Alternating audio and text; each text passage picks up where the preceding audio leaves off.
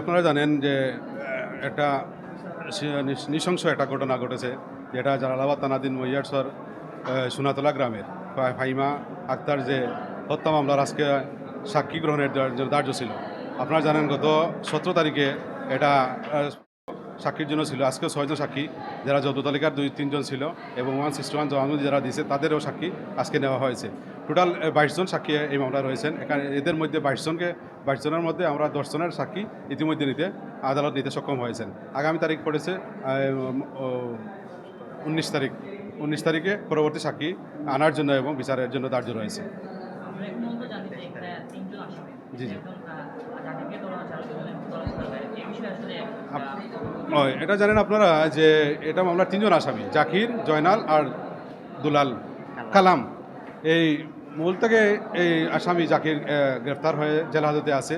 অপর 2 আসামি তারা পলাতক থাকায় তাদের গ্রেফতারি পরোয়ানা ইস্যু হয়েছে, তাদের মালক্রুকের অর্ডার হয়েছে,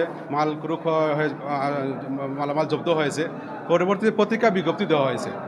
এখনও তারা আসে নাই, যার কারণে আদালত তাদেরকে পলাতক রেখে তাদের অনুপস্থিতিতে বিচার কাজ চলতেছে। এতে আইনের কোনো ব্যত্যয় ঘটবে না, তাদের শাস্তি হবে। তারা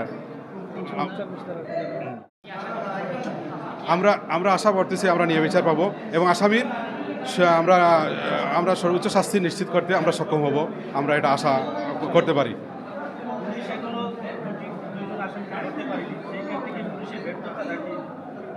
পুলিশ তো আমাদের আসামি যে বাদীর সাথে বারবার যোগাযোগ করতেছে এবং তারা বলতেছে আমাদেরকে সহযোগিতা করুন। তারা পিবিআই সহ তাদের গোয়েন্দা সংস্থার সব উইংসকে তারা কাজে লাগাচ্ছে আমাদেরকে বলতেছে।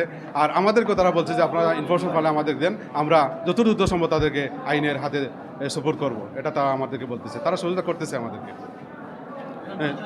আমি অ্যাডভোকেট মইনুজ্জামান, আইনজীবী, সিলেট জজ কোর্ট। ধন্যবাদ আপনাদেরকে।